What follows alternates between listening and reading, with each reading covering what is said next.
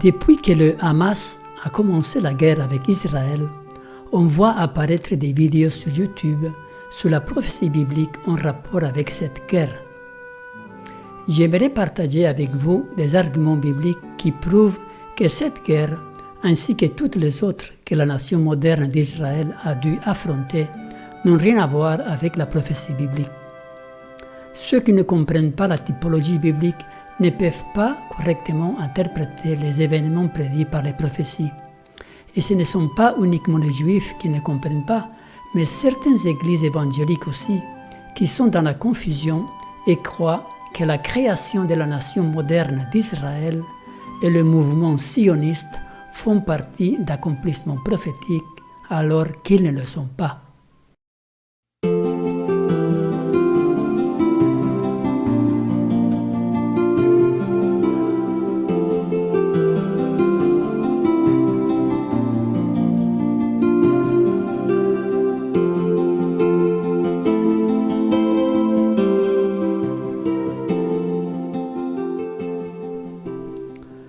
La guerre d'Israël et la prophétie biblique. La destinée de la nation d'Israël avait été prédite par le prophète Daniel. Lisons Daniel 9, 24. 70 semaines ont été fixées sur ton peuple et sur ta ville sainte pour faire cesser les transgressions et mettre fin au péché, pour expier l'iniquité et amener la justice éternelle, pour sceller la vision et le prophète, et pour oindre le Saint des Saints. 70 semaines prophétiques avaient été fixées pour la nation d'Israël. Cette période débuta avec le décret de reconstruire Jérusalem. Vous pouvez voir la vidéo sur Daniel 9 pour plus de détails historiques de cette prophétie. Il y a un petit graphique ici, donc entre ces deux événements, il y avait 70 semaines ou 490 années, car 70 x 7, 490. À la fin de cette période, la nation d'Israël cessa d'être le peuple élu en tant que nation, et ce fut l'Église fondée par Jésus qui devint le sujet des prophéties.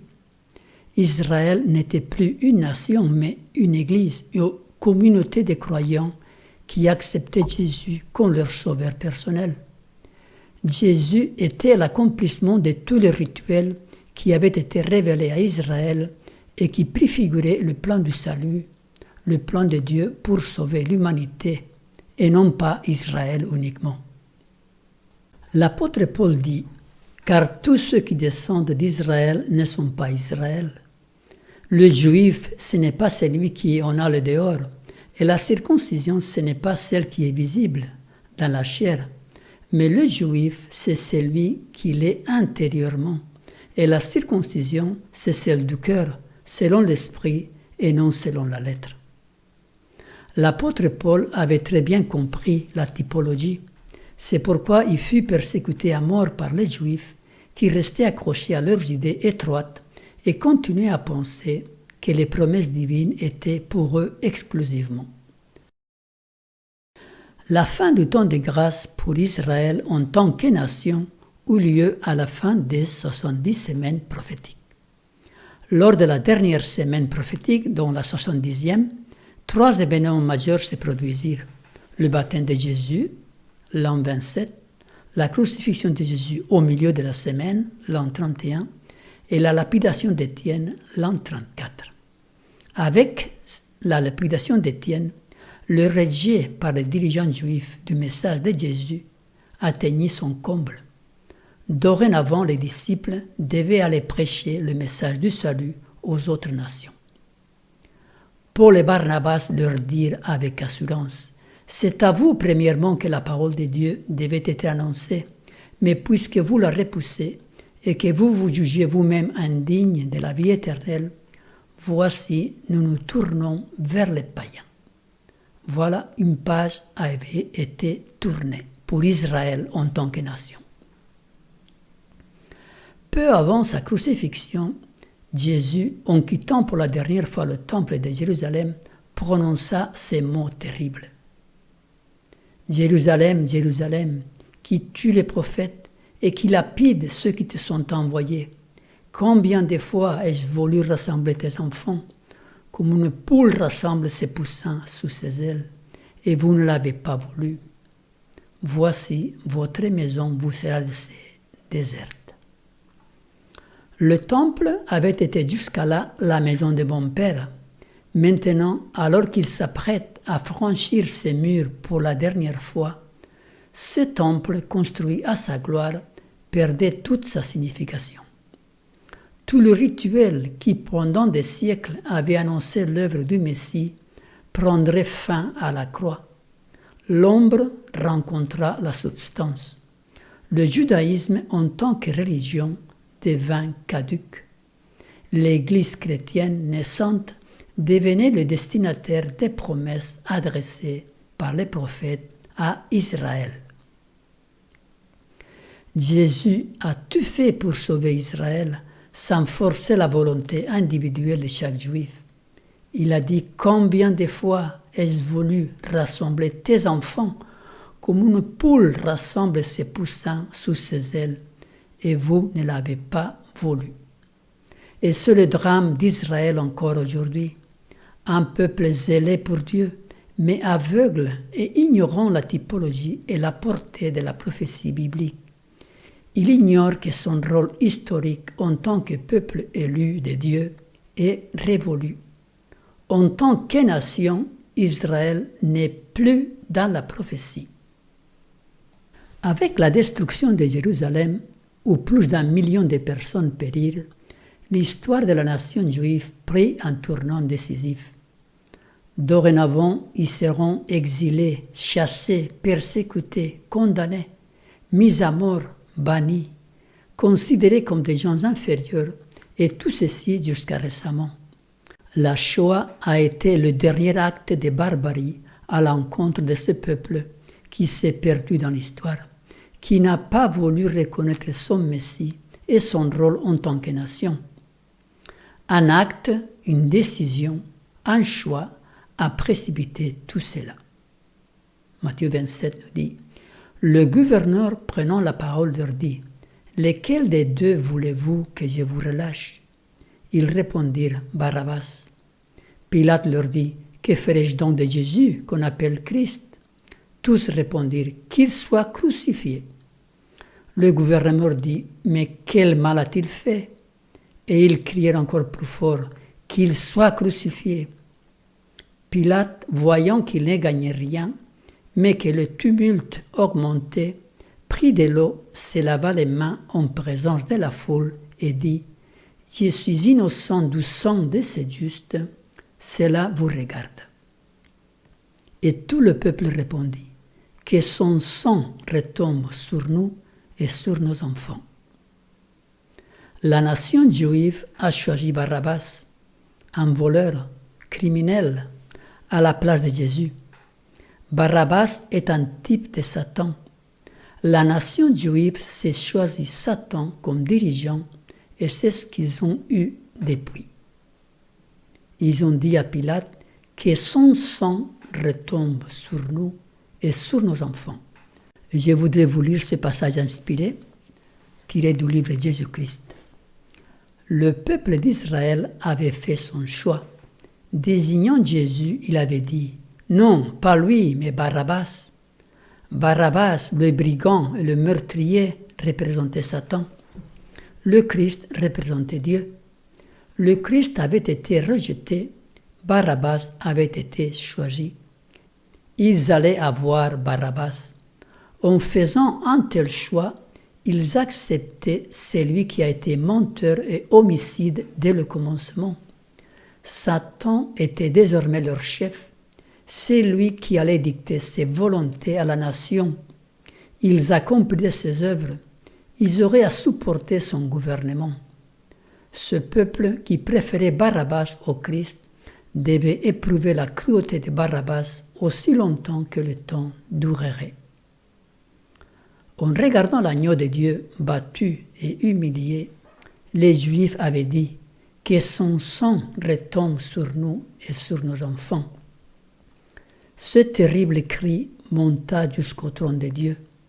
Cette sentence prononcée sur eux-mêmes fut inscrite dans le ciel. Cette prière a été entendue. Le sang du Fils de Dieu est resté comme une malédiction perpétuelle sur leurs enfants et sur les enfants de leurs enfants. Ceci s'est accompli d'une manière effroyable lors de la destruction de Jérusalem et d'une façon non moins affreuse dans les conditions de vie imposées à la nation juive pendant 18 siècles. Un sarment retranché du cep, un sarment mort et stérile, bon seulement a été ramassé et jeté au feu. D'un pays à l'autre, à travers le monde, et de siècle en siècle, mort par ses fautes et par ses péchés. Le désir des Juifs de retourner dans leur patrie est ancien, mais ce furent les graves persécutions nazies qui ouvrirent les yeux du monde sur la nécessité de leur créer un pays, une patrie. Ainsi, en 1948, les Nations Unies votèrent le plan de partage de la Palestine et la création de l'État hébreu moderne. Les États-Unis ont acheté le vote de certains pays africains en échange de cadeaux. Normalement, cette résolution n'avait pas de chance de réussir. Tout le monde était conscient de la gravité d'une telle décision. La guerre serait inévitable. Le peuple palestinien et ses alliés les pays arabes n'allaient pas rester les bras croisés devant une telle injustice. Le lendemain de la déclaration de la création de l'État d'Israël, les pays arabes déclarèrent la guerre au nouvel État. Et la guerre n'a pas arrêté depuis. La dernière attaque du Hamas s'inscrit dans la longue liste d'atrocités commises tantôt d'un côté, tantôt de l'autre. On parle d'établir un processus de paix, mais c'est une illusion. Il ne peut y avoir la paix dans ces circonstances. Cependant, beaucoup de Juifs et certaines églises évangéliques voient dans la création de l'État d'Israël moderne une réalisation des promesses bibliques. Le prophète Jérémie disait « Voici, je les rassemblerai de tous les pays où je les ai chassés, dans ma colère, dans ma fureur et dans ma grande irritation. Je les ramènerai dans ces lieux et je les y ferai habiter en sûreté. Ils seront mon peuple et je serai leur Dieu. » Dieu, dans ces versets, promet qu'il va rassembler ses enfants pour qu'ils puissent habiter en sécurité. Mais ceci ne s'applique pas à la nation moderne d'Israël, sinon au peuple de Dieu à la fin. Dieu rassemblera ses élus du monde entier pour les emmener dans son royaume céleste et non pas terrestre. Toutes les promesses qui vont dans ce sens sont interprétées par les Juifs comme s'appliquant à Israël moderne, dans son établissement en Palestine. Les Juifs du temps de Jésus croyaient que le Messie viendrait établir un royaume terrestre, écraserait les Romains qui opprimaient Israël et exalterait la nation hébraïque au-dessus des autres nations. Et il en va de même aujourd'hui. On continue à croire que le Messie viendra établir son royaume en Palestine, que la nation d'Israël deviendra le centre du monde et Jérusalem la capitale. Jésus a eu beaucoup de mal à faire comprendre que Dieu veut sauver toute l'humanité, et non les Juifs uniquement. Ses propres disciples ne comprenaient pas. Lorsque le temps où il devait être enlevé du monde approcha, Jésus prit la résolution de se rendre à Jérusalem.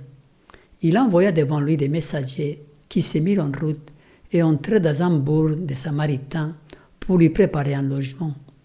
Mais on ne le reçut pas parce qu'il se dirigeait sur Jérusalem.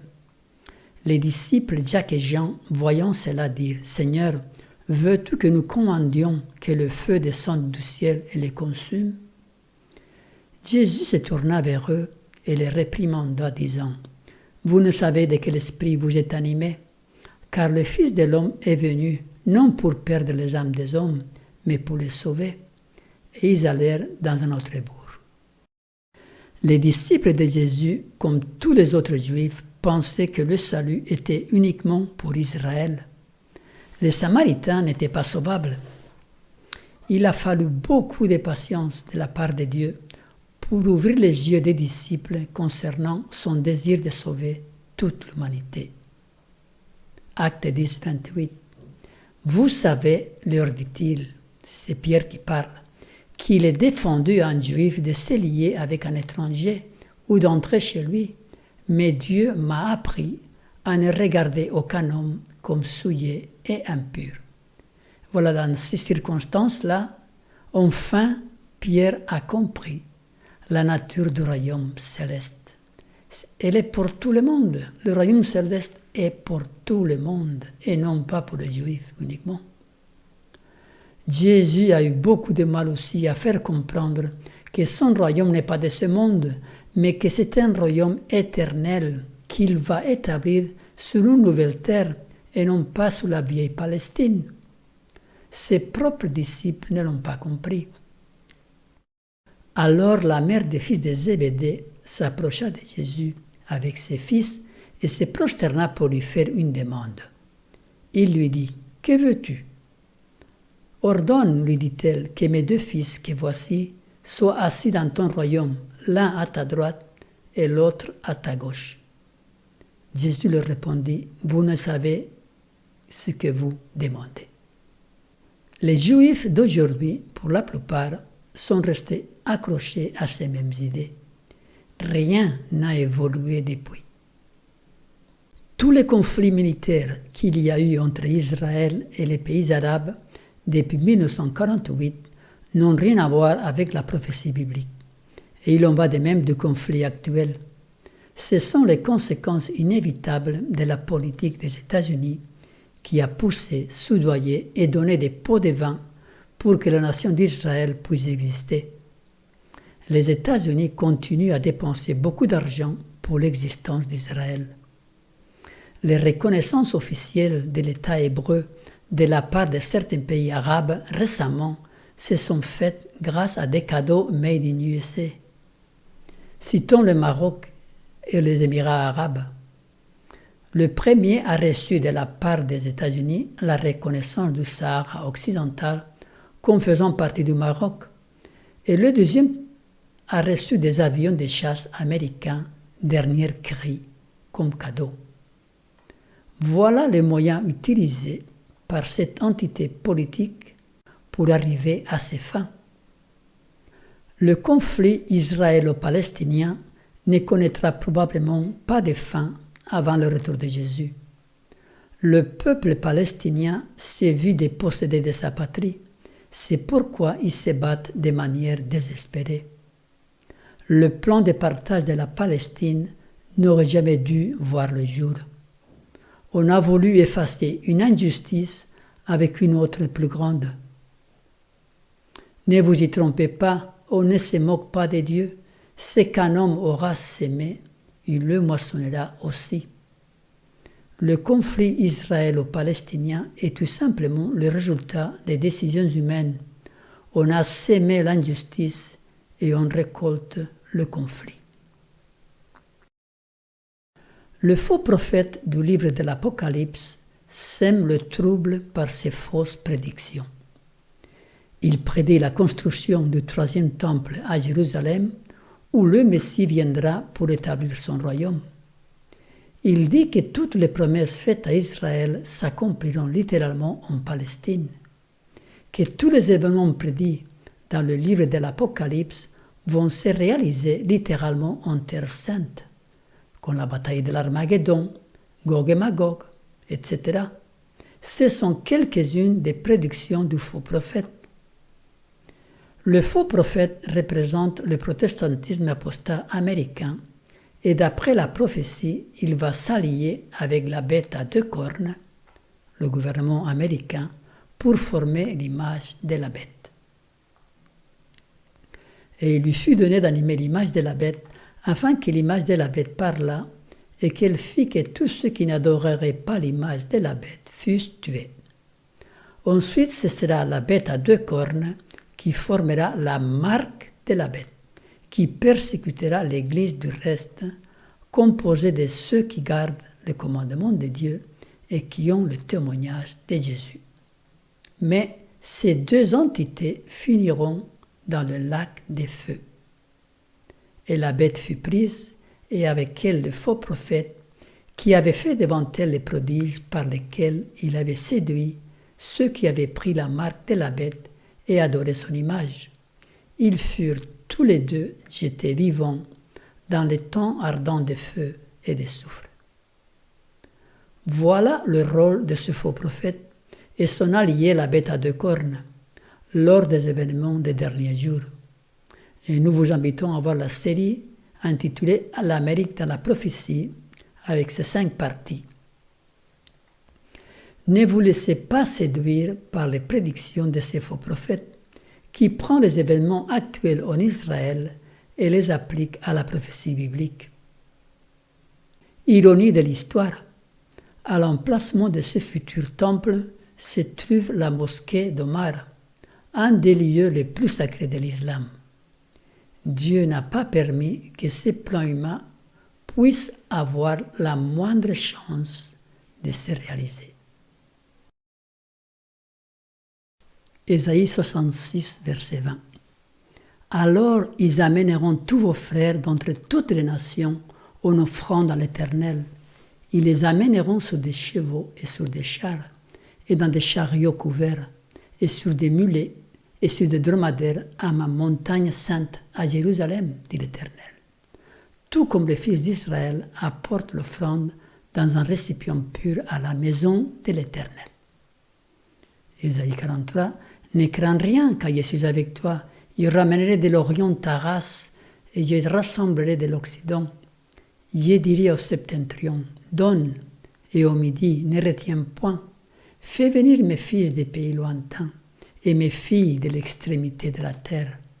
Tous ceux qui s'appellent de mon nom, et que j'ai créé pour ma gloire, que j'ai formé et que j'ai fait.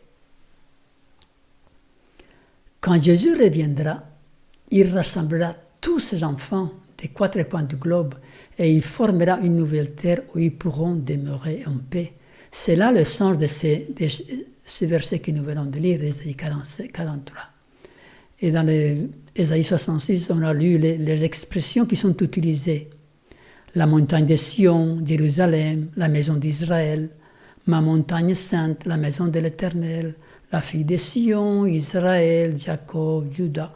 Toutes ces images employées par les prophètes de l'Ancien Testament, ce sont des images typologiques, mais non littérales. Elles nous projettent vers la réalisation ultime des promesses divines qui vont avoir lieu sur la nouvelle terre, non pas sur la Palestine. Ésaïe lui-même disait « Car je vais créer de nouveaux cieux et une nouvelle terre. On ne se rappellera plus des choses passées, elles ne reviendront plus à l'esprit. » Levons les yeux en haut et ne soyons pas centrés sur cette terre. Découvrons la typologie biblique, le langage divin et son but ultime. Accrochons-nous à la parole immuable et méfions-nous des faux prophètes qui n'annoncent que des mensonges. Le royaume que Dieu veut établir n'est pas en Palestine, mais dans le cœur de chacun, pour être ensuite emmené dans le royaume céleste. Que votre cœur ne se trouble point, croyez en Dieu et croyez en moi. Il y a plusieurs demeures dans la maison de mon Père. Si cela n'était pas, je vous l'aurais dit. Je vais vous préparer une place, et lorsque je m'en serai allé, et que je vous aurai préparé une place, je reviendrai et je vous prendrai avec moi, afin que là où je suis, vous y soyez aussi. Chers amis, Dieu désire demeurer en nous, et quand nous serons transformés à son image, il viendra nous chercher pour faire partie de son royaume éternel. Puis je vis un nouveau ciel et une nouvelle terre, car le premier ciel et la première terre avaient disparu, et la mer n'était plus. Et j'ai vu descendre du ciel, d'auprès de Dieu, la ville sainte, la nouvelle Jérusalem, préparée comme une épouse qui s'est parée pour son époux. Et j'ai entendu du trône une voix forte qui disait, « Voici le tabernacle de Dieu avec les hommes. Il habitera avec eux, et ils seront son peuple, et Dieu lui-même sera avec eux.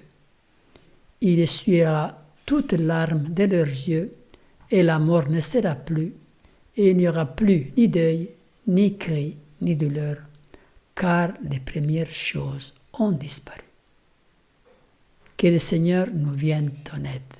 Amen.